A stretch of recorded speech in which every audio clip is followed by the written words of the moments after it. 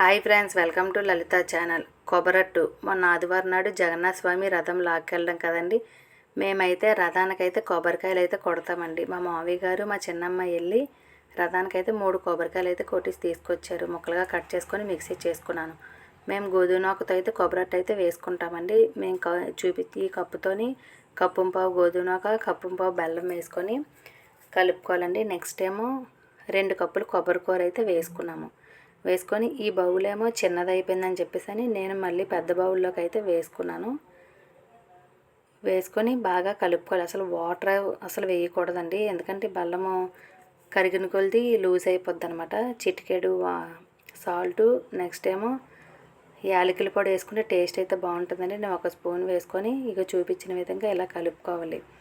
జగన్నాథ స్వామికి చాలా ఇష్టమటండి. ఆ రోజు కొబ్బరికాయ కొట్టి అట్టేసుకుంటే ఆ టేస్టే వేరండి. చాలా అమృతంలాగా అయితే ఉంటుంది. మీలో ఎంతమంది వేసుకుంటారో కామెంట్ బాక్స్లో కామెంట్ చేయండి. అలాగే వీడియో నచ్చినట్టుగా అయితే మీ ఫ్రెండ్స్ అండ్ ఫ్యామిలీ మెంబర్కి షేర్ చేయండి.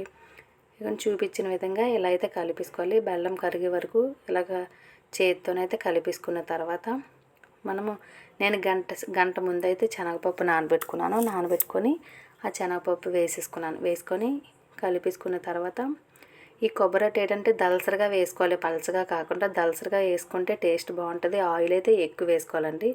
స్టవ్ ఆన్ చేసుకొని ఇగోని కళాయిలో ఒక గరిట ఆయిల్ అయితే వేసుకున్నాను. ఆయిల్ మరిగిన తర్వాత ఇలా చేతితోటి ఇలా అద్దుకొని దలసరిగా అయితే అట్టయితే వేసుకొని నెక్స్ట్ ఏమో మూత పెట్టుకొని సిమ్మిలో మాత్రమే ఈ అట్టునైతే ఉడకనివ్వాలండి, హైలో పెట్టకూడదు.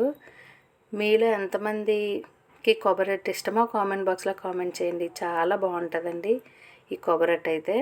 అనకాపల్లి అయితే చాలా బాగా చేస్తారు. ఇది పండగలా చేసుకుంటారండి అనకాపల్లిలోని జగన్నాథ స్వామి పండగ.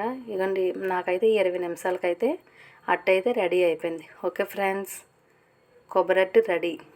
Bye friends.